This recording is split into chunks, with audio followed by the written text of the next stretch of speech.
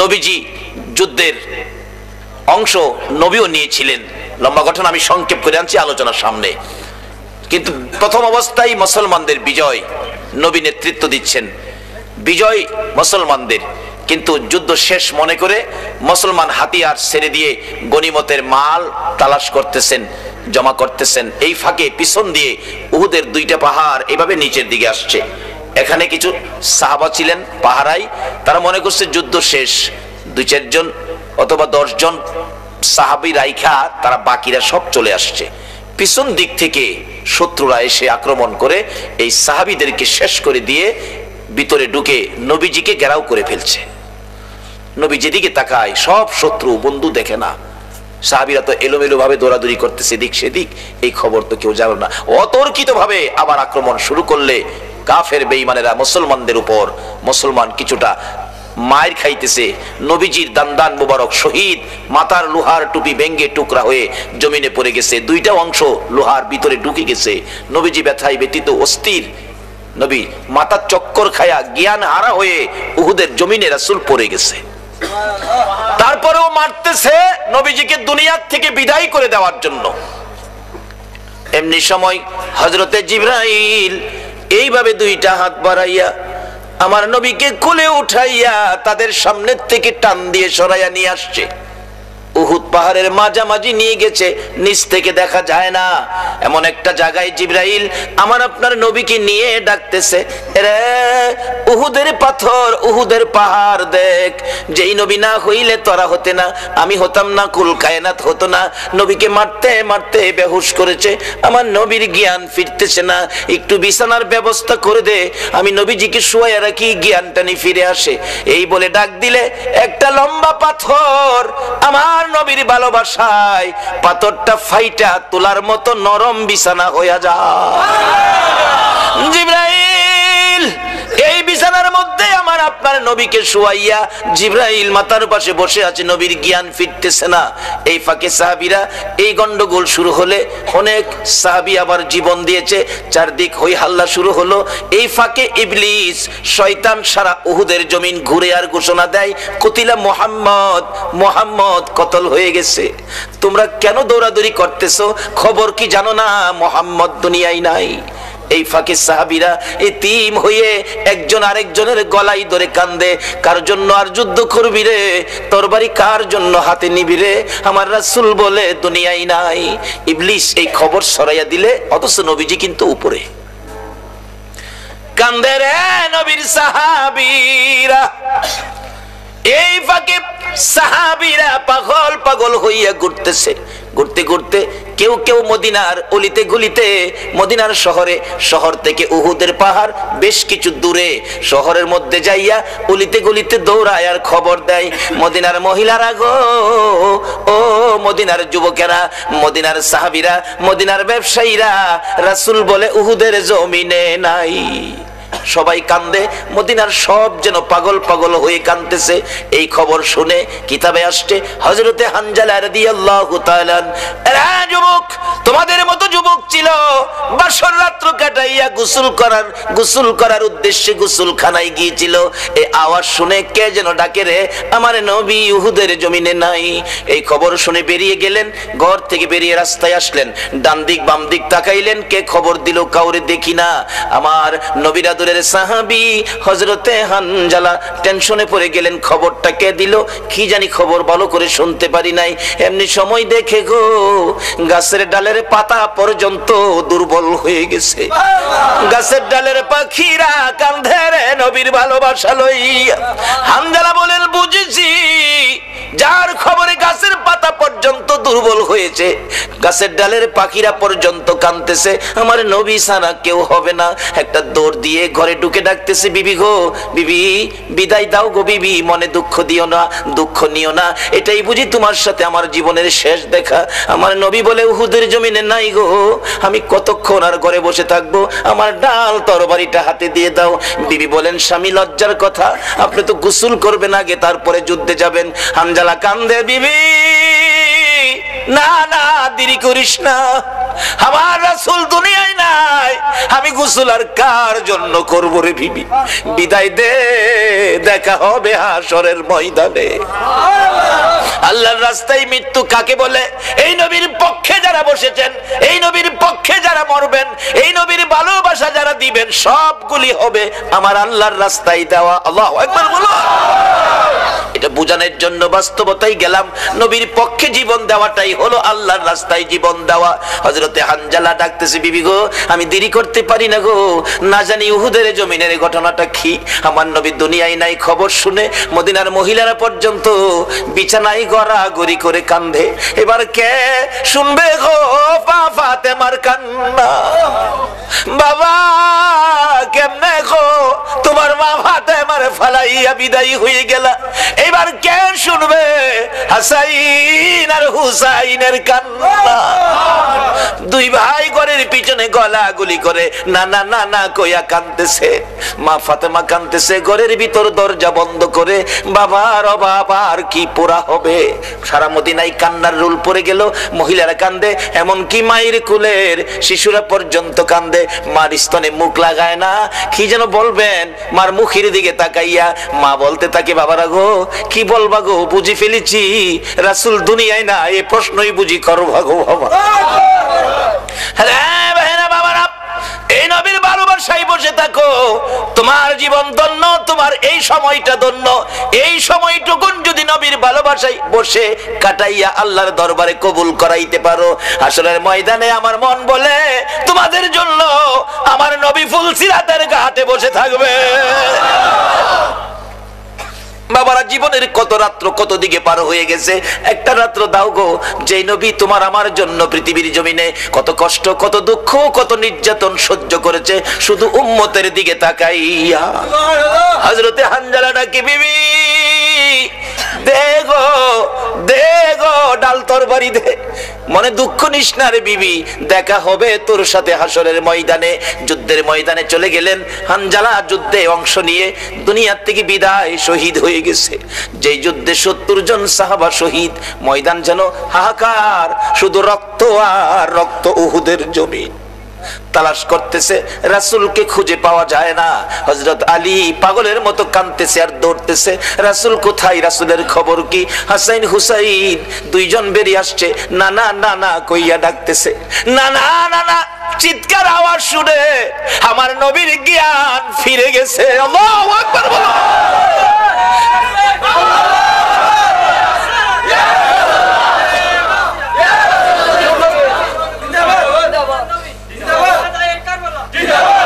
রক্তে লালে লাল হইল কারবালার ময়দান, বলুন রক্তে লালে শহীদ হলো ইমাম হুসেন নবীর জানের জান, শহীদ হলো ইমাম হুসেন নবীর জানের জান। রক্তে লালে লাল হইল কারবালার ময়দান, হায়রে রক্তে লালে লাল হইল কারবালার ময়দান। দুধের শিশু আলিয়াস করে পানি চাইলো মায়ের দ্বারে, দুধের শিশু আলিয়াস করে পানি চাইলো মায়ের দ্বারে, পানি পানি বলে সে যে দিয়ে গেল প্রাণ, পানি পানি বলে সে যে দিয়ে গেল। রক্তে লালে লাল হইল কারবালার ময়দান, আরে রক্তে লালে কান্দে ইমাম হুসাইন আর হাসাইন। নানা গো, ও নানা তুমি কই গো, তোমার দেহ মুবারক আমরা একটু দেখবো। কিন্তু কেউ তো জানে না কোথায় জিবরাইল উহুদ পাহাড়ের মাঝামাঝি যেন কেউ না দেখে এই জায়গায় নিয়ে গেছে। আমার নবী হাসাইন আর হুসাইনের চিৎকারে আমার নবী মাথা উঠাইতেছে। জিবরাইল ডাকে, হুজুর মাথা নড়াচড়ি করবেন না, রক্ত বাহির হয়। আমার নবী বলেন, জিবরাইল রে আমার হাসাইন হুসাইন কান্দে রে, নানা নানা কইয়া আমি সব সইতে পারি রে জিবরাইল, আমি হাসাইন আর হুসাইনের ডাক সইতে পারি। এই হুসাইনের ভালোবাসাই যদি আজকের মাহফিলের আয়োজনের উদ্দেশ্য হয়, আর তোমাদের বসা যদি হুসাইনের ভালোবাসার উদ্দেশ্য হয়, আমার মন কয় কাল কিয়ামতে এই হাসাইন আর হুসাইনের সঙ্গে তোমাদের হাসর নসিব হইয়া যাইব। পৃথিবীর এমন কোন ইমাম নাই এই দুই ভাইয়ের নাম বাদ দিয়ে মসজিদে খুতবা দিবে। কিয়ামত পর্যন্ত নবীর আদরের দুই নাতির নাম উচ্চারণ করে খুতবা দিতে হবে। যদি কেউ বাদ দিতে চায় তার ইমামতি থাকবে না। নবীজি ডাকতেছে, জিবরাইল আমার হাসাইন হুসাইন ডাকে রে, আমারে খুঁজতেছে, তারা আমারে পায় না। নবীজি মাথাটা উঠাইলেন, রক্ত মোবারক বাহির হয়। হুজুর নড়াচড়ি করবেন না, রক্ত বাহির হয়। লম্বা গঠন আমি সংক্ষেপ করে আনছি। হাসাইন হুসাইন কান্দে, মা ফাতেমা নবীজির তালাশ পাইতেছে না, কানতেছে পাগল পাগল হইয়া। উপরে চলে গেলেন, খুঁজতে খুঁজতে নবীজি ডাকতেছেন, রে হাসাইন হুসাইন তোরা কই রে? আমি তোর নানা এখানে আছি। দুইজন যাইয়া দেখে একেবারে নবী ক্লান্ত, রক্ত জড়তে জড়তে শরীর মোবারক দুর্বল, মাথার মধ্যে লোহার অংশ ডেবে আছে। চিৎকার মারলেন, হাসাইন হুসাইন বাবা গো, নানারে পাইছি গো, নানারে পাইছি। সাহাবীরা গ্রাও করে ফেলছেন। নবীজির একজন সাহাবী তাকিয়ে দেখে আমার নবীর মাথার মধ্যে লোহার অংশ লেগে আছে। রাসূলের ব্যথা হইতেছে, কষ্ট হইতেছে, এটা খুলতে হবে। কিভাবে খুলবো? এত গভীরে ঢুকে আছে, কিভাবে খুলবো? দাঁত দিয়ে ভালো করে কামড় দিয়ে টান দিয়ে খুললেন। রক্ত মোবারক ঘর ঘর করে বাহির হইতেছে, কেউ বন্ধ করতে পারতেছে না। এমনি সময় দেখা যায় মা ফাতেমা আইতেছে পাগল বেশে দৌড়াইয়া। রাসূল বলেন, তোমরা সব সরো, আমার মা ফাতেমারে আসতে দাও। মহিলারা, রঙ্গিপাড়ার মহিলারা গো, এই নবী খুশি হওয়ার কাজ তোমরাও করো। এই নবীর পক্ষে থাকো, এই নবীর ভালোবাসায় যদি জীবন দিতে পারো, তোমাদের জীবনটাও হবে আল্লাহর রাস্তায় জীবন। কিভাবে আসতেছি সামনে, মহিলাদের পক্ষেও আল্লাহর রাস্তায় জীবন দেওয়ার রাস্তা আছে। এবার মা ফাতেমা দৌড়ায় এসে দেখে নবীজির রক্ত মুবারক ঝরতেছে, বন্ধ হয় না। কিতাব লেখে মা ফাতেমা কিছু শুকনা খেজুর পাতা আগুন দিয়ে পুড়ে ছাই করে ছাইটুকুন ক্ষত বিক্ষত জায়গার মধ্যে লাগিয়ে দিলে রক্ত মুবারক বন্ধ হয়েছে। আমার নবী হাসাইন হুসাইনকে লইয়া যুদ্ধের ময়দানের অবস্থার উপর ফয়সালা দিচ্ছে। সাহাবীরা রে, যারা আমার ভালোবাসায় আজকের যুদ্ধের ময়দানে জীবন দিয়েছে, তোমরা তাদেরকে দাফন করো, কবরে দিয়ে দাও। শর্ত হলো গোসল দিও না, কাফন পরাইও না, রক্তমাখা অবস্থায় দাফন করো। হাসরের ময়দানে আমি নবী দেখাবো আল্লাহর আরশের কিনারে নিয়ে, মাবুদ মাবুদ গো, আদম থেকে ঈসা নবী পর্যন্ত দেখো আমি নবীর মতো কোন নবীর উম্মতেরা তোমাকে খুশি করতে, তোমাকে রাজি করতে এইভাবে রক্ত কেউ দিছে কিনা। আমি নবী শহীদদেরকে লইয়া আল্লাহর আরশের কিনারে দাঁড়াবো। আমার মন বলে আজকে যারা সেই নবীর ভালোবাসায় ঘন্টার পর ঘন্টা বসে আছেন, আমার নবী আপনাদেরকেও এই অবস্থাগুলো দেখাবেন। আল্লাহ গো, ফিতনার যুগে, আখিরি যুগে, শেষ যুগে আমার উম্মতেরা এইভাবে বসেছিল, একে উসিলা করে তুমি কি তাদেরকে মাপ দিবা না?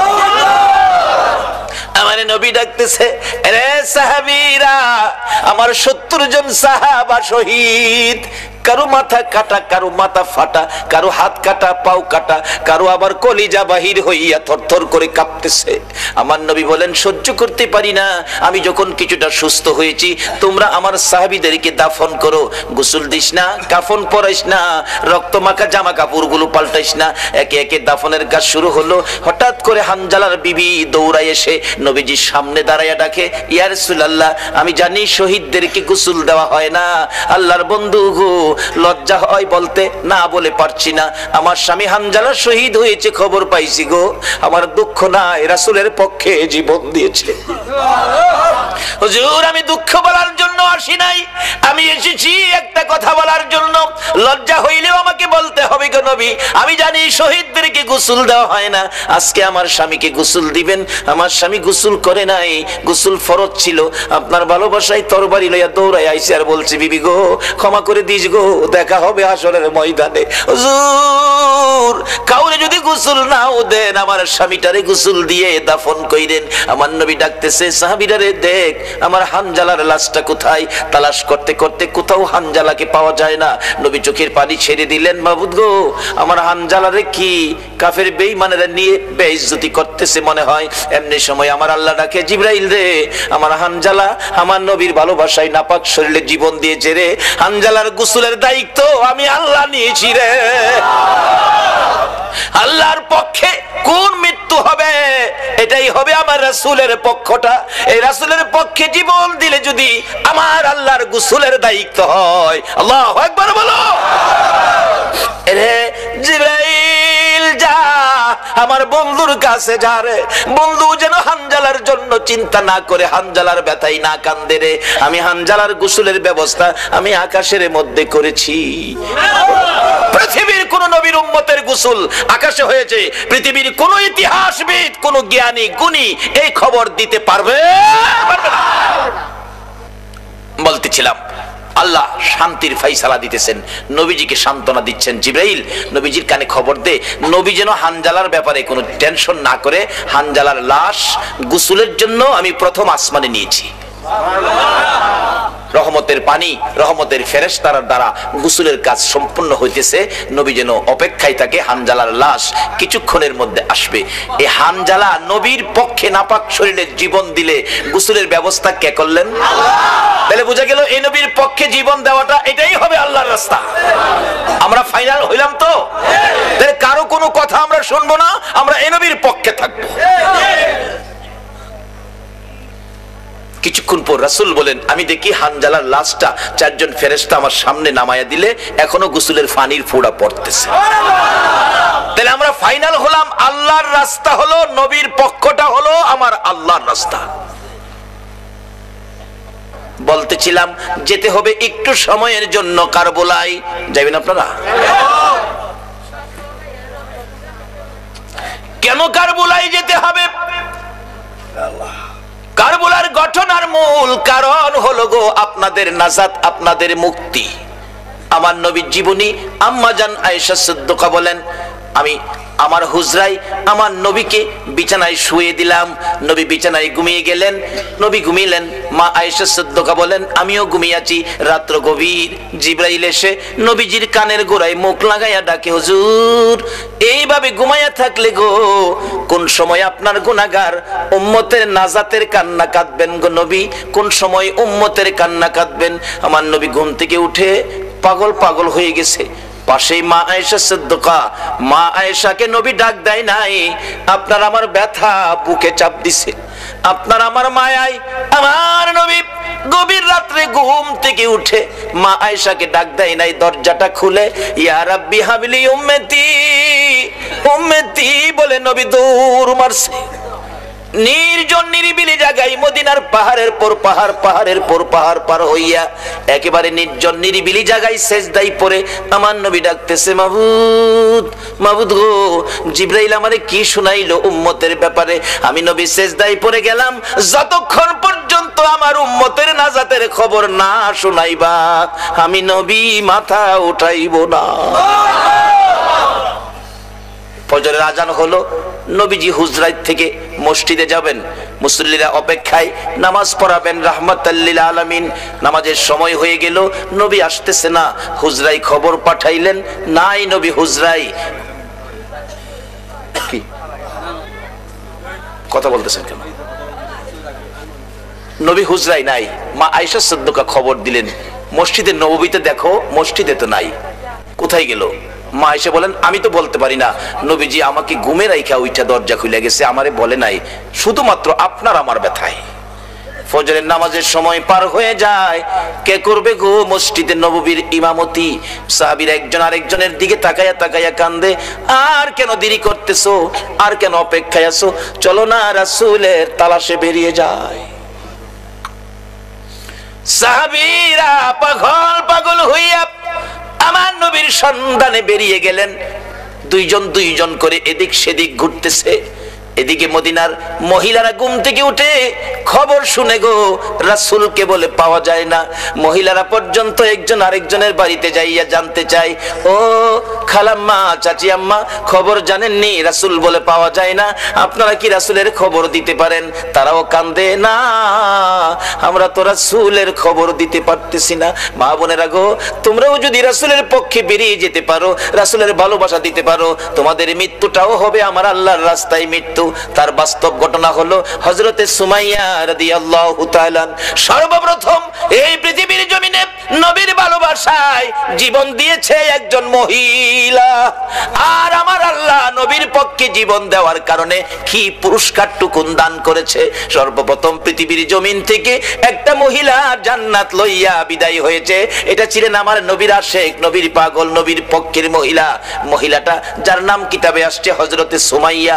আবু জাহেল ডাকতেছে, সুমাইয়া রে, আমার বাতিজার পক্ষে থাকবি, বাতিজার কথা মানবি, আমার কথা কি মানবে না? আমি তো মক্কার নেতা, সবাই আমারে মানে। সুমাইয়া বলেন, এরে আবু জাহেল, সবাই তোমারে মানতে পারে, আমি তোমাকে মানবো না। আমি আখিরি নবীর কালিমা পরে নবীর কথা মানি, নবীর পক্ষে গিয়েছি। সুমাইয়াকে জোর করে, আবু জাহেল সন্ত্রাসী টাইপের ছিল, জোর করে ঘর থেকে বের করে মরুভূমিতে নিয়ে সমস্ত কাপড়গুলো খুলে টাইনা উলঙ্গ করে সুমাইয়াকে দাঁড় করাইয়া ডাকতেছে, ও মক্কার মানুষ, দেখা যাও সুমাইয়াকে উলঙ্গ করেছি। সুমাইয়া চোখ বন্ধ করে, লজ্জায় চোখ খুলে না। আবু জাহেল ডাকতেছে, দেখা যা, দেখা যা রে, তোরা কে আসবি? সুমাইয়া ডাকতেছে, মাউত। আবু জাহেল মক্কার কত মানুষকে ডাকলো আমারে দেখার জন্য গো, তুমি আল্লাহকে একটা ডাকও দিল না। আমি সুমাইয়া তোমারে দাওয়াত দিলাম গো, তোমার বন্ধুর পাগলিনী সুমাইয়ার কি অবস্থা তুমি দেখা যাও। আমার আল্লাহ কয়, সুমাইয়া রে, আমি তোর দাওয়াত কবুল করলাম রে সুমাইয়া। আবু জাহেল বলেন, আল্লাহকে দাওয়াত দাও দেখার জন্য, দাঁড়াও ভালো করে দেখাবো। ঘর থেকে বল্লম নিয়ে এসে সুমাইয়ার তলপেটের নিচে বল্লম দিয়ে আঘাত করলো।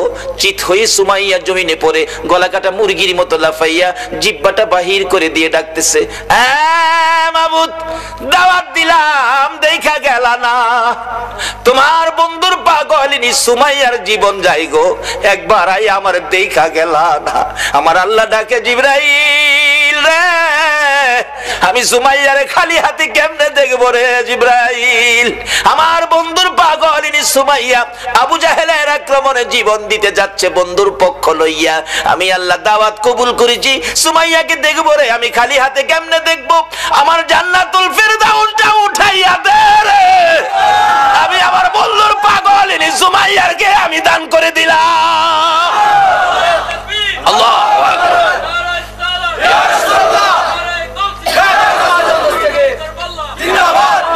বাবারা, মহিলারাও আল্লাহর জান্নাত, রোজগার দুনিয়ার থেকে জান্নাত লইয়া কবরে গেছে। এই পক্ষটা হলো নবী মুহাম্মদুর রাসূল। ভক্ত যদি হতে হয়, রাসূলের ভক্ত হও। চট্টগ্রাম থেকে একটা নাত, একটা গজল শুনি, খুব ভালো লাগে। ভালো যদি বাসতে হয় নবীকে বাসুন, ভালো যদি বাসতে হয় নবীকে বাসুন, নবী তরানেওয়ালা, নবী বাঁচানেওয়ালা, হয় না? নবী তরানেওয়ালা, নবী বাঁচানেওয়ালা। রাসূল হাদিস শরীফে বলেছে, লা ইউমিনু আহাদুকুম হাত্তা আকুনা আহাব্বা ইলাই মি ওয়ালিদিহি ওয়া ওয়ালাদিহি ওয়ান নাসি আজমাইন। ভালোবাসাও ত্রুটি যুক্ত ভালোবাসা নয়। আজকে মুসলমানের সন্তান রোনাল্ডো ভক্তের পরিচয় দিয়েছো, আমার রাসূলের কলিজায় আগুন দিয়েছো। আল্লাহ আমাদেরকে নবীর আশেক পাগল হওয়ার তৌফিক দেখ। সকলে বলুন আমিন। বলতেছিলাম, কেন পাগল হবেন না? আমার নবী 3 দিন পর্যন্ত ওই সিজদায় পড়ে কান্দে। কথাটা খেলা ছিল। মদিনার ছেলেরা সকালবেলা তালাশ করে রাসূল পাওয়া যায় না, মহিলারা পর্যন্ত তালাশ করে পাওয়া যায় না, মার কোলে শিশুরা পর্যন্ত মার স্তনে মুখ লাগায় না, বেড়া বকরি দুম্বাগুলো রাসূলের খবরে ঘাস পানিতে মুখ দেয় না। যুবকেরা খেলাধুলা বন্ধ করে দিয়েছে। বাবা যুবকেরা গো, কারা আজকে সেই মাহফিলে বসে আছে গো? বাবা হাসাইন আর হুসাইন, 2 ভাই জান্নাতি যুবকদের সর্দার হবে গো। ওই হাসাইন হুসাইনের ভালোবাসায় যদি বসে থাকো, আমার আল্লাহ হাসরের ময়দানে হাসাইন আর হুসাইনের নেতৃত্বে তোমাদেরকে জান্নাতি বানাইয়া দিবে। আমার নবী কাঁদতেছে। 2 দিন পার হয়ে যায়, 2 রাত পার হয়ে যায়, 3 দিন যেদিন পার হয়ে যাবে, মদিনায় কারো চুলায় আগুন জ্বলে না, কারো পেটে খাবার যায় না, মার কুলের শিশুরা পর্যন্ত মার স্তনে মুখ লাগায় না। দুধ খাওয়াইতে চাইলে মা বাচ্চারা চোখের পানি ছেড়ে বুঝায়, মা গো দুধ খাবো না গো মা, বলো আগে আমার রাসূলের খবর কি। যুবকগুলো মার পায়ে সালাম করে বিদায় নেয়, মা বিদায় দাও গো, না জানি কোন মুনাফিকের আমার নবীকে ধরে নিয়ে গেছে, মা জীবনের বিনিময় হইলেও গো আমরা রাসূলকে উদ্ধার করে নিয়ে আসবো। মা গো এই উদ্ধার ক্ষেত্রে যদি আমাদের মৃত্যু হয়ে যায়, মা দুঃখ নিও না, দেখা হবে হাসরের ময়দানে। যুবকেরা বেরিয়ে গেছে, নবীর আশেক পাগলেরা বেরিয়ে গেছে, মহিলারা পর্যন্ত বাড়ি বাড়ি একজন আরেকজন মহিলার কাছে খবর জানতে চাইতেছে। 3টা দিন যেদিন পার হয়ে যাবে, আবু বকর উমরের জীবনী লেখে মদিনার শেষ প্রান্তে পাহাড়ের পর পাহাড় পার হইয়া যাইয়া দেখে এক জাক রাখাল বসে বসে টেনশন করতেছেন। রাখালেরা রে, তোমরা কিসের টেনশন করো রে রাখালেরা, তোমরা কোত্থেকে আসছো? আমরা আসছি মদিনা শহর থেকে। তোমাদের নাম কি? আমার নাম আবু বকর, আমার সাথে উমর, আমরা 2 জন। তোমরা কিসের টেনশন করো? রাখালেরা আমাদের টেনশন তোমরা শুনবানি। রাখালেরা বলেন, আমাদের টেনশনের উপর তোমাদের আবার কি টেনশন? রে রাখালেরা, আজকে 3টা দিন পার হয়ে যায় রে, আমাদের মায়ার নবী রে খুঁজে পাই না। তোমরা আমাদের মায়ার নবী দয়ার নবীর খোঁজ খবর জানোনি? রাখালেরা বলেন, রে আবু বকর উমর, আমরা তো তোমাদের মায়ার নবী দয়ার নবী চিনি না, তবে আমরা যাকে নিয়ে টেনশন করতেছি আজকে 3টা দিন পার হয়ে যায় রে, একটা মায়ার মানুষ রে, একটা নূরের পুতুল রে, পূর্ণিমার চাঁদের মতো চেহারা, ওই পাহাড়টার নিচে আজকে 3টা দিন হলো সেজদায় পড়ে উম্মতি উম্মতি বলে কান্দে রে আবু বকর। ওই লোকটার দিকে তাকাইয়া আমাদের সকল রাখালের বেড়া বকরি দুম্বা গুলো এক নজরে তাকায়া তাকায়া কান্দে, ঘাস পানিতে মুখ দেয় না। আমরা টেনশনে আছি, এই বেড়া বকরি দুম্বা 3 দিন পার হয়ে গেল, না খায়া কত থাকবে, এখান থেকে নিয়ে সরিয়ে নেওয়া যায়। আমরা আঘাত করেছিলাম বেড়া বকরি দুম্বা গুলো সরিয়ে নেওয়ার জন্য। এরে আবু বকর ওমর, এত মার মারছি রে, কোন বেড়া বকরি দুম্বার চামড়া ফাইটা গেছে রে, তারা মার খাইতে রাজি রে, এই লোকটার কাছ থেকে যাইতে রাজি না। আবু বকর একটা চিৎকার মারছে, ওমর যার মায়ের বেড়া বকরি দুম্বা কান্দে রে, আমাদের রাসূল ছাড়া কেউ না। 2 জনে পাগল পাগল হইয়া দৌড়াইয়া কাছে যাইয়া দেখে আমার নবী সেজদায় পড়ে। 3টা দিন পার হয়ে গেছে, 2টা রাত্র পার হয়ে গেছে, আমার নবীর ঘুম নাই, খাবার নাই, বিছানা নাই, এক সেজদায় 3 দিন। বলুন কার মায়ায় নবী কান্দে? আরে দয়ালো নবী প্রেমের ছবি আর আসবে না জগতে, আমার দয়ালো নবী প্রেমের ছবি আর আসবে না হাসর দিনে উম্মত বিনে, হাসর দিনে যাবে না নবীজি বেহেশতে, দয়ালু নবী প্রেমের ছবি আর আসবে না জগতে, আমার দয়ালু নবী প্রেমের ছবি আর আসবে না। 63 সাল জিন্দিগি কাছে বলে উম্মতি, 63 সাল জিন্দিগি কাছে বলে উম্মতি, এখনো কান্দে শুয়ে মদিনাতে নবী, এখনো কান্দে শুয়ে মদিনাতে, দয়ালু নবী প্রেমের ছবি আর আসবে না জগতে, আমার দয়ালু নবী প্রেমের ছবি আর আসবে না। আমার নবী 3টে দিন পার হয়ে যায়, আপনার আমার ব্যথায় নবী কান্দে।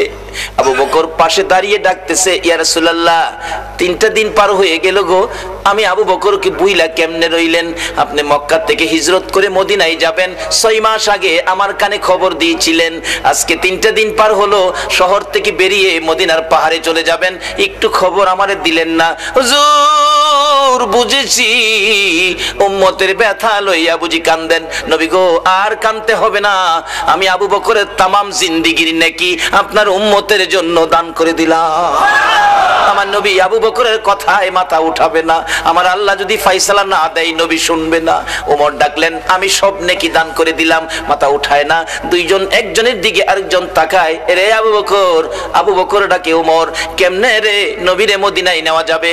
ওমর একটা ফাইসালা দিলেন মদিনা নেওয়ার জন্য। কি করতে পারি? আসো আমরা মদিনার থেকে অনেক সাহাবী মিলে আসি নবীর দরবারে। শত শত সাহাবীরা ডাক দিলে নবী মাথা উঠাবে, সাহাবীদের জন্য নবীর অনেক মায়া আছে। এবার ডাকতেছে ওমর, রে আবু বকর তুমি ডাক দিলা, আমি ডাক দিলাম, মাথা যখন উঠায় না রে, সাহাবীরা ডাকলে নবী মাথা উঠাবে না। এমন একজন ব্যক্তি, এমন দুইজন ব্যক্তির নাম আমি ওমর বলবো, আমার মন কই তারা ডাক দিলে নবী মাথা উঠাবে। কার কথা বলবি? আবু বকর বলতেছেন।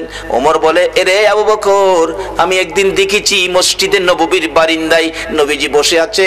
কোত্থেকে জানি দুই ভাই হাসাইন আর হুসাইন দৌড়ায় এসে নবীজির গলায় ধরে ডাকতেছে, নানা গো, নানা, নানা গো, মদিনার ছেলেরা ঘোড়া দৌড়াই গো নানা, আমরা দুই ভাইয়ের মন চাই ঘোড়ার উপরে উঠতে, আমরা একটা ঘোড়া কিনা দিবেননি?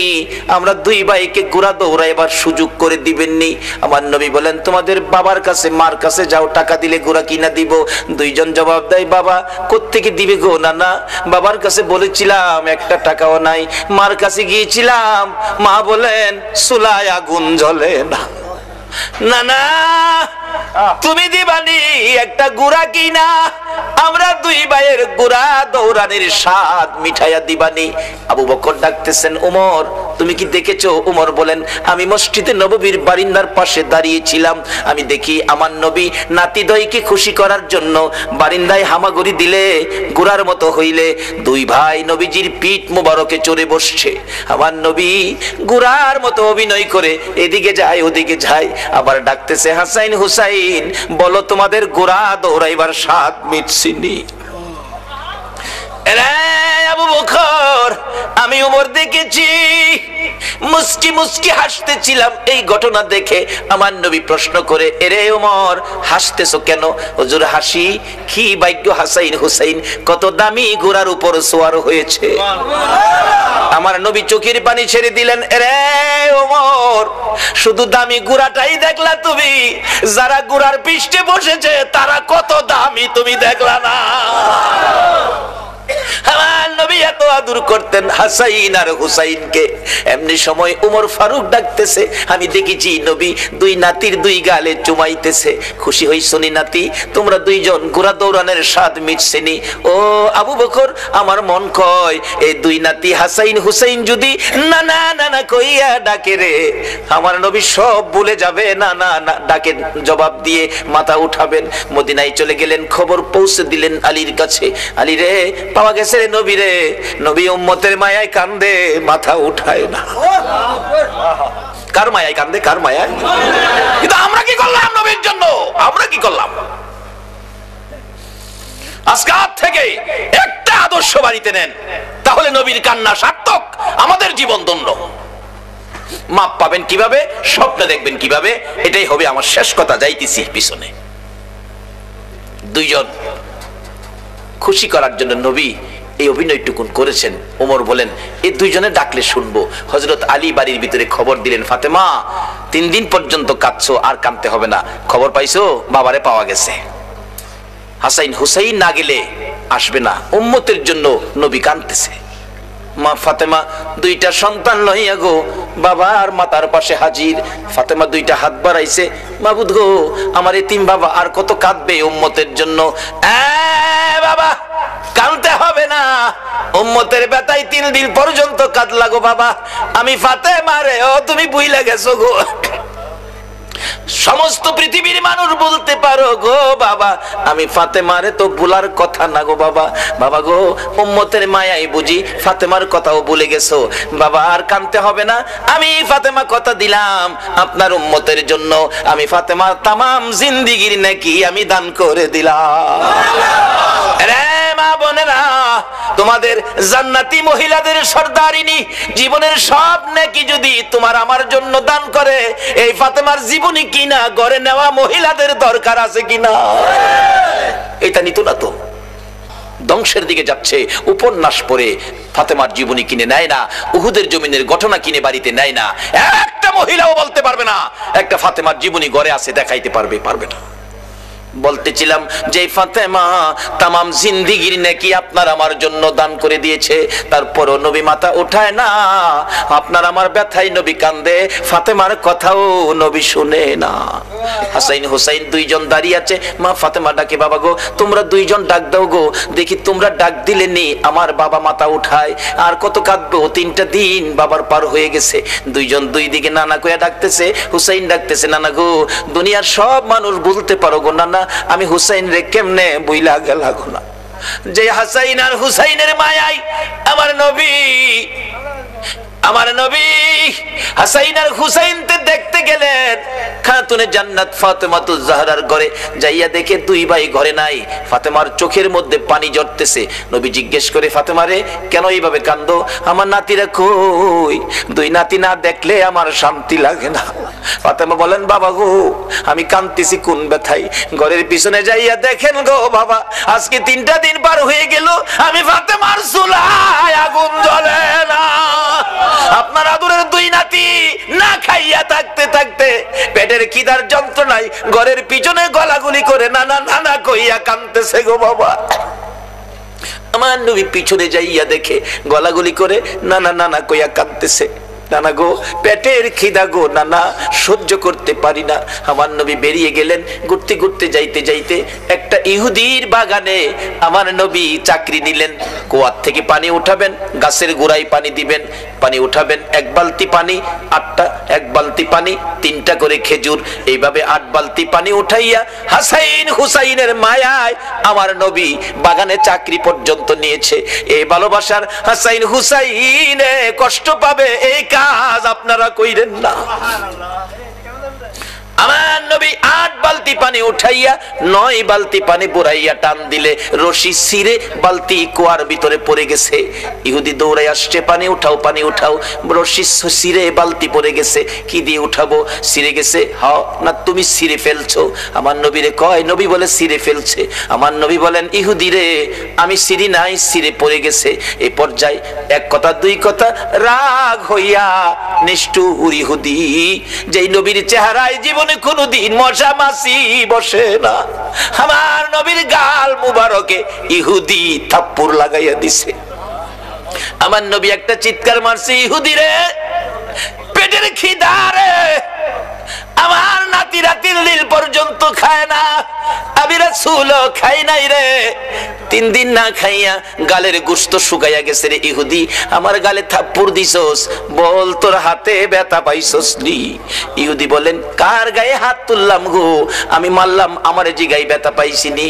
আমার নবী ডাকে, এরে ইহুদি আমার 8 বালতি পানির বিনিময়ে 24টা খেজুর দিবি? হ দেব, দে। আমার হাসাইন আর হুসাইন কান্দে পেটের খিদায়। 24 খেজুর লইয়া নবী রওনা হলেন, চলে যাবেন নাতিদের খাওয়ানোর জন্য। আমার আল্লাহ কয় জিবরাইল রে আমার বন্ধুর কানে খবর দে, বলদু যেন কুয়ার ভিতর থেকে বালতি উঠাইয়া দিয়ে আসে। জিবরাইল ডাহে হুজুর যাইতেছেন গা? হ। বালতি উঠাইবো কে? বালতি তো কুয়ার ভিতরে সিরা পড়ছে, কিভাবে উঠাবো? কিছু তো নাই, উঠাবো কি দিয়া? জিবরাইলকে হুজুর কিছু লাগে না, যেখানে রাহমাতাল লিল আলামিন আছে এখানে কিছুই লাগে না, আপনি কুয়ার ভিতরে হাত দিয়া বালতিরে ডাক দেন। সুবহানাল্লাহ, আসতে কইলেন? পৃথিবীর এমন কোন শক্তি আছে এই মৃত বালতি ডাক দিলে হাতে আইব? কিন্তু আমার নবীর হাতে আইব। আমার নবী ভিতরে হাত দিয়া ডাকতেছে, বালতি বালতি রে আয়, আমি নবীর হাতে আই। আমার নবী ডাক দিতে দেরি, কুয়ার ভিতর থেকে বালতি নবীর হাতে আসতে দেরি হলো না। উঠাইয়া ইহুদির সামনে দিলেন, এই লাও তোমার বালতি দিয়ে গেলাম। বলুন মৃত বালতি নবী ডাক দিলে এই নবীর হাতে আসবে কিনা? যদি বিশ্বাস করতে কষ্ট হয় চলুন আমরা একটুখানির জন্য মদিনায় যাই। যাবেন মদিনায়? চলুন না ঘুরে আসি। ছেড়ে দে নৌকা মাঝি যাব মদিনায়। বলুন ছেড়ে দে নৌকা মাঝি যাব মদিনায়। মদিনাতে কান্দে নবী উম্মতের মায়ায়, মদিনাতে কান্দে নবী উম্মতের মায়ায়। ছেড়ে দে নৌকা মাঝি যাব মদিনায়, ছেড়ে দে নৌকা মাঝি যাব মদিনায়। মদিনায় যায় দেখেন, যারা হজ করতে গেছেন ছোট্ট একটা চিহ্ন আছে, জায়গাটার নাম লেখা আছে উস্তুনে হান্নানা, মৃত খেজুরের গাছ। নবীজি মসজিদে নববীতে মিম্বরের পাশে হেলান দিয়ে খুতবা পড়তেন। যেদিন মিম্বর পাকা হইছে শুকনা খেজুরের ডাল গাছ উঠায় ফেলাই দিছে, পাকা মিম্বরে দাঁড়াইছে নবী খুতবা দিবেন, কিন্তু নবীর কানে কান্নার আওয়াজ আসতেছে। কে যেন এতিমের মতো কান্দে, মা বাবা হারা এতিম। রাসূল বলেন সাহাবীরা দেখে তো কে কান্দে, আমার কানে কান্দার আওয়াজ আসতেছে। সাহাবীরা কই ইয়া রাসূলুল্লাহ, রাসূল সামনে আমরাও সামনে, কান্নার তো কোনো কথা না, আমরা রাসূল পাইলে তো খুশি, আমরা তো কাঁদতে পারি না। রাসূল বলেন আমার কানে কান্নার আওয়াজ আসতেছে। সাহাবীরা বেরিয়ে গেলেন, তালাশ করে দেখে মসজিদের পাশে মরা শুকনা খেজুরের গাছ কাঁদতেছে। মরা শুকনা খেজুরের গাছ যদি কান্তারে, মরা বালতি নবীর হাতে আইতে পারে না? পৃথিবীর কোন দলের আলেম উস্তুনে হান্নানার ঘটনা অস্বীকার করার ক্ষমতা নাই। ডাকতেছে গাছটাকে লইয়া, ইয়া রাসূলুল্লাহ এই যে শুকনা লাকড়ির সমতুল্য গাছটা কাঁদতেছে। রাসূল জিগায়, এ খেজুরের গাছ তুমি তো মৃত, কাঁদতেছো কি ব্যাপার? খেজুর গাছের কান্না আরো বাড়ছে। হুজুর কাঁদতেছি আপনার মায়ায়, ভালোবাসায়, আমার ভালোবাসায়।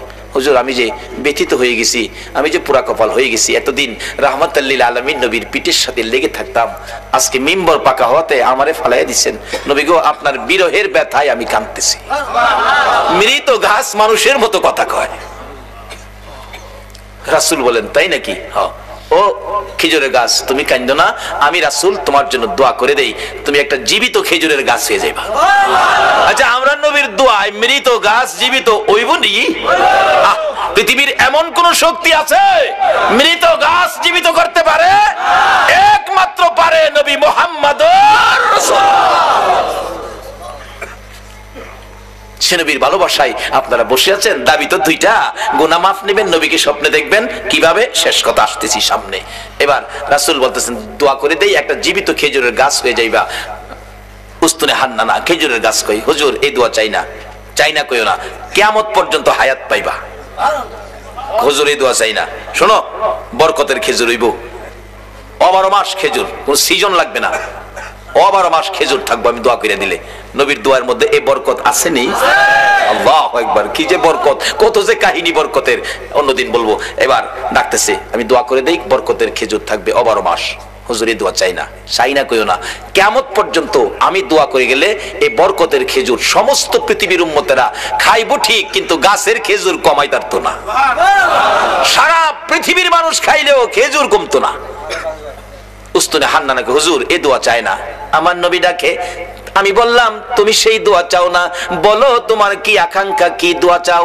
উস্তুনে হান্নানা ডাকে, হুজুর আমি একটা দাবি করব গো, আমি কিয়ামত পর্যন্ত হায়াত চাই না, মৃত গাছ জীবিত হইতে চাই না, সারা উম্মত খাইবে খেজুর বরকত, এটাও আমি চাই না। আমি চাই আপনি নবী যেই জান্নাতে থাকবেন গো নবী, ওই জান্নাতের বিছানাটার পাশে একটা খেজুরের গাছ হইয়া আপনি নবীকে সারা জীবন আমি দেখতে চাই।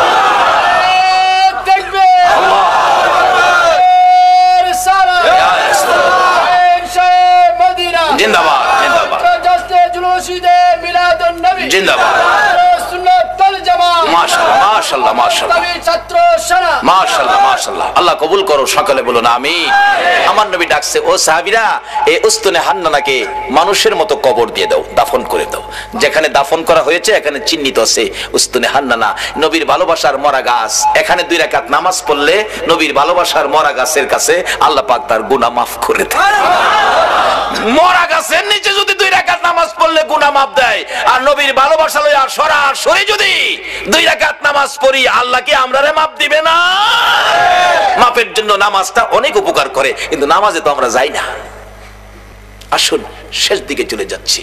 দয়ার নবী, মায়ার নবী, উম্মতের দুরুদি নবী, উম্মতের ব্যথায় ব্যতীত নবী, সেজদায় পড়ে আছে নবী, মাথা উঠায় না। হাসাইন হুসাইন দুই ভাই মিলে ডাকতেছে, নানা গো আমরা দুই ভাইরে কেমনে বুইলা গেলা গো নানা, যে দুই ভাইয়ের জন্য নবীর কত মায়া ছিলেন। ইহুদি ডাকতেছে, হুজুর বালতি উঠাইলেন আপনি, কে আপনি, পরিচয় কি? কুয়ার ভিতর থেকে বালতি হাতে ডাক দিলে আপনার হাতে আসে। আমার নবী বলে, এরে ইহুদি বালতি বুইজা রাখ, আমার নাতিরা কান্দে, আমি দেরি করতে পারি না। দৌড়ায় বাড়িতে চলে গিয়ে হাসাইনকে এক পাশে, হুসাইনকে আরেক পাশে বসাইয়া আমার নবী দুইজনের মুখে খেজুর তুইলা দিতেছে আর ডাকতেছে, হাসাইন হুসাইন রে, দুনিয়াতে কষ্ট করলা, কিছু খাবারের ব্যবস্থা করে দিলাম, হাসরের ময়দানে তোমরা দুই ভাইয়ের প্লেট আগে আসবে রে নাতিরা, তোমরা দুই ভাইয়ের পাশে পাশে সবাই খাবার পাবে, তোমাদের প্লেটের আগে আমার আল্লাহ কাউরে খাবার দিবে না। কষ্ট করো নাতি দই, কষ্ট করো, আমি রাসূল তো তোমাদের পক্ষে আছি। এই কথা শুনে শান্ত হলেন, খেজুর খাইতেছেন। এদিক দিয়ে ইহুদি ডাকতেছে, কার গায়ে হাত তুললাম?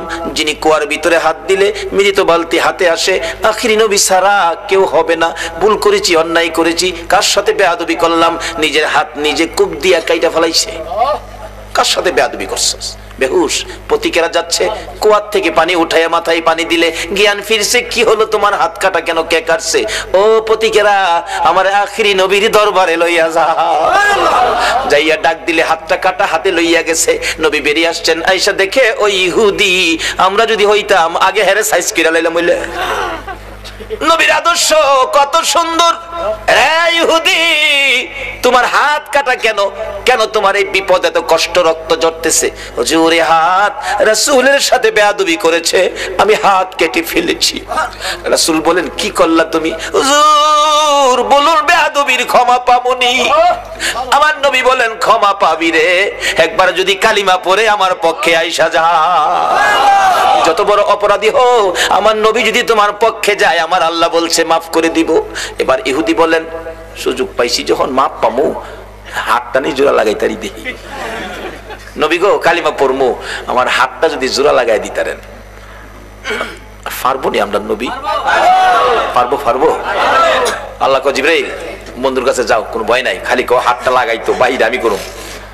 নবীজি কো দাও, কাটা হাত দাও। হাত হাতে লাগাইছে, একটা ব্যান্টিশ করছে, বিসমিল্লাহির রহমানির, বিসমিল্লাহর ব্যান্টিশ দিয়া একটা মুজ দিছে, হাত আগের চাইতে শক্ত হয়ে গেছে, টানে খুলে না। সঙ্গে সঙ্গে আমার নবীর কদম মুবারকে পড়ে ডাকতেছে, আর দেরি নয়, নবী গো বেয়াদবির ক্ষমা করে দেন, আর মধুর কালিমা পড়াইয়া মুসলমান বানাইয়া দেন।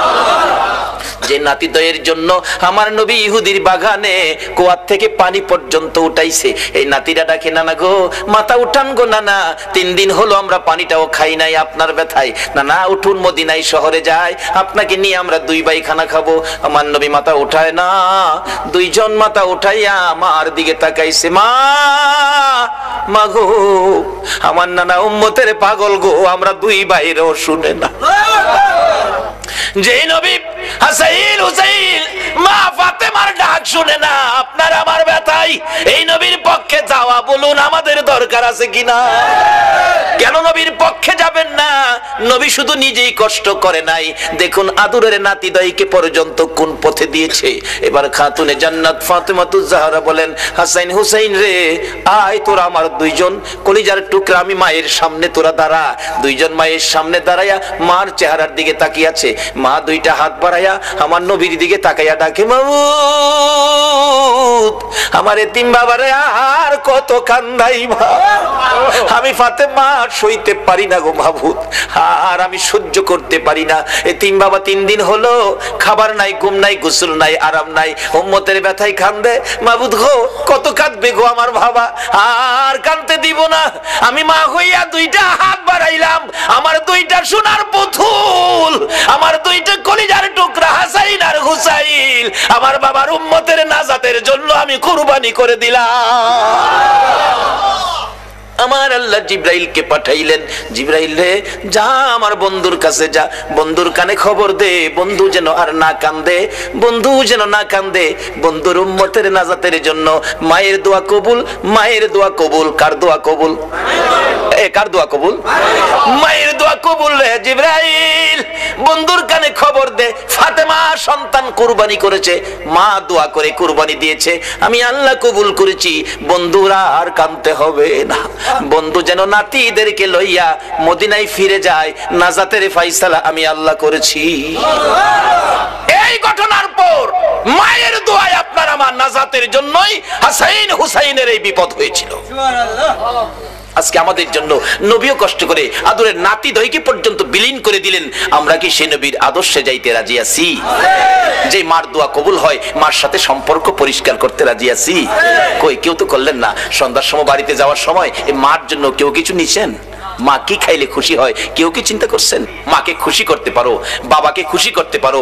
রাসূল হাদিস শরীফে ওয়াজ করেছেন, বিররুল ওয়ালিদাইনি আফদালু মিনাস সালাত ওয়াস সাদাকাত ওয়াস সাওমি ওয়াল হজ্জি ওয়াল উমরাতি ওয়াল জিহাদি ফি সাবিলিল্লাহ। এই মা বাবার পক্ষে থাকবেন, মা বাবার মনে কষ্ট এই ব্যবহার কোনোদিন করবেন না, এই অনুরোধ আপনাদের প্রতি রইল। আসুন, হুসাইনের এই কষ্ট, হুসাইন আমাদের জন্য দোয়া মা করেছে, আমরার উম্মতের ফায়সালার জন্য হাসাইন হুসাইন জীবন দিয়েছে। হুসাইন জহর খায়া বিষ খায়া হুসাইনকে দুনিয়া থেকে বিদায় করলো, হাসাইনকে বিষ খাওয়ায়া বিদায় করলো। হুসাইনকে কারবালায় এই মহরমের চাঁদে নির্মম ভাবে এই যদি সৈন্যরা কলিজা ছিদ্র করে মাথা কেটে দামেস্কের দিকে নিয়ে গেল, আর মাথাবিহীন দেহ কারবালার জমিনে 6 মাসের শিশু আলী আসগর পাশে দাফন করে দিয়েছে। আজকে সেই কারবালার মাস মুসলমানদের জন্য ব্যথায় ব্যতীতের মাস। আমরা হুসাইনের ভালোবাসা দেব, রাসূলকে স্বপ্নে দেখব, আর আল্লাহ আল্লাহ রাসূল খুশি হবে আওলাদে রাসূলের পক্ষে গেলে। আমি আগেই বলেছিলাম দোয়া কবুল হবে। আমাদের দুইটা দাবি ছিল, যেই আব্দুল্লাহ নামের ব্যক্তি আওলাদে রাসূলের ভালোবাসায় হজের টাকা দিলে মক্কার হজ, মদিনার হজ আল্লাহ ইরাকে পাঠিয়ে দিলেন। আজকে আমাদের দুইটা দাবি অবশ্যই কবুল করবে। যারা নবীর পক্ষে, নবীর আওলাদের ভালোবাসায় এই পর্যন্ত বসে আছেন, আল্লাহ আমাদেরকে কবুল করে দুইটা দাবি পুরা করুক। একটা হলো গুনাহ মাফ, একটা হলো নবীজিকে স্বপ্নে দেখা। নবীকে স্বপ্নে না, কোনো ব্যক্তি বাস্তবেও দেখে। ইমাম গাজ্জালি সাহেব রহমাতুল্লাহ আলাইহির জীবনী, উনি 100 আল্লাহওয়ালা, 100 আল্লাহর ওলি লইয়া সোনার মদিনায় রওজা পাকের পাশে বসায়া গাজ্জালি সাহেব ডাকতেছে, ইয়া রাসূলুল্লাহ 100 ওলি লই আইছি আপনার লগে দেখা করবার লাগিয়া, আমরা খাইতে আসি নাই নবী গো, খাইতে আইছি না, শুধু আপনার সাথে একটু দেখা করাবার লাগে। দেখা যদি না দেন আমি ইমাম গাজ্জালির ইজ্জত থাকে না। এভাবে ডাকতে ডাকতে ডাকতে ডাকতে দেখে আমার নবী হঠাৎ করে রওজা পাকের মাঝখান দিয়ে এই পর্যন্ত হাত মোবারক বাহির করে দিয়েছে। 100 ওলি সরাসরি নবীর হাত মোবারকে মুসাফা করে চুমা খায়া বিদায় হলো। আজকে আল্লাহ গো, আমি দাবি দুইটা উঠাইছি, জীবনের গুনাহ মাফ, নবীজিকে স্বপ্নে। বাস্তবে না, আমরা বাস্তবের উপযুক্ত হয়তো আমরা হইতে পারছি না, স্বপ্নে হইলেও এই কমিটির ভাইদেরকে সহ, এই মাহফিলের সকল উপস্থিতি মা বোনদেরকে সহ একটা দিন ঘুমের ঘরে নবীজিকে স্বপ্নে দেখায় আমাদের কলিজা ঠান্ডা করে। সকলে দোয়ায় শরীক হন, আল্লাহুম্মা আমিন। ربنا ظلمنا أنفسنا وإن لم تغفر لنا وترحمنا لنكونن من الخاسرين رب ارحمهما كما ربياني صغيرا رب ارحمهما كما ربياني صغيرا رب العالمين। নবী গো, ও নবী, তোমার আদরের উম্মতেরা, প্রভু গো, তোমার আদরের বান্দারা, মায়ার নজরে তাকিয়ে দেখো 2:45 বাইজা গেছে, তোমার আদরের বান্দারা একজনও বাড়িতে গেল না, দুইটা হাত তোমার কাছে বাড়াইয়া দিছে। মা তুমি জিগাও না, এত রাত্রে তোমার বান্দা বান্দিরা কি আশা লইয়া হাত বাড়াইছে। আল্লাহ গো, দুনিয়ায় দেখছি সন্তান যদি মার কাছে হাত বাড়ায়, মা টাইনা টাইনা কুলে নেয়, 2 গালে চুমো দেয়, আর বলতে থাকে আমার কাছে কেন হাত বাড়াইছো গো বাবা। ছেলেটা তো বুঝাইয়া বলতে পারতেছে না, মা ডাকতেছে, বলতে হবে না, তুমি হাত বাড়াইলে আমি মায়ের মন চাই আমার কলিজাটা খুইলা তোমারে দিয়া দিতাম। বাবার কাছে হাত বাড়াইলে বাবা টাইনা কুলে নেয়, 2 গালে চুমো দেয়, আর পকেট থেকে 100 টাকা যার সময় ভালো 500 টাকা নোট সন্তানের হাতে দিয়ে দেয়। আওলাদে রাসূলের ভালোবাসা, নবীর ভালোবাসা ভরপুর করে দাও গো আল্লাহ। রব্বানা তাকাব্বাল মিন্না ইন্নাকা আনতাস সামিউল আলিম ওয়া তুব আলাইনা ইয়া মাওলানা ইন্নাকা আনতাত তাওয়াবুর রহিম। ওয়া সাল্লাল্লাহু তাআলা আলা খায়রি খালকিহি মুহাম্মাদিন ওয়া আলা আলিহি ওয়া আসহাবিহি আজমাইন বিহাক্কি লা